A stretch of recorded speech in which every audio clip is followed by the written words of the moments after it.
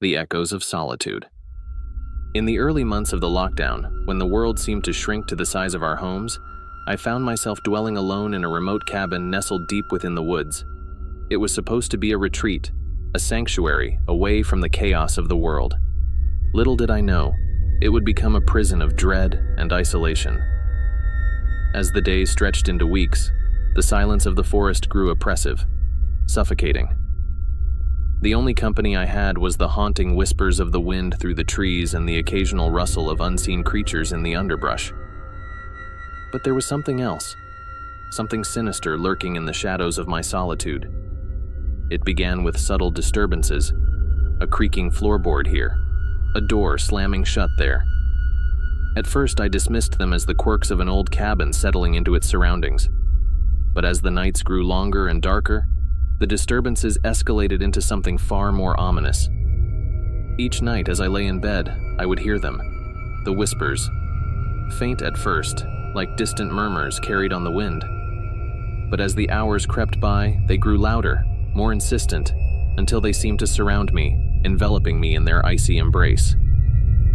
They spoke of things long forgotten, of ancient evils that lurked just beyond the edge of my vision. I tried to convince myself it was just my imagination running wild, that the isolation was playing tricks on my mind. But then I started seeing things, shadowy figures darting just out of sight, eyes glowing with malevolent intent. And always, just beyond the reach of my trembling hand, the whispers persisted, growing louder with each passing night. I knew I had to leave, to escape the suffocating grip of the cabin and the horrors that lurked within its walls. But every time I mustered the courage to venture outside, I was met with an impenetrable wall of darkness, as if the forest itself conspired to keep me prisoner. Days turned into weeks, and still, I remained trapped in that cursed cabin, tormented by the relentless whispers and the ever-present feeling of being watched.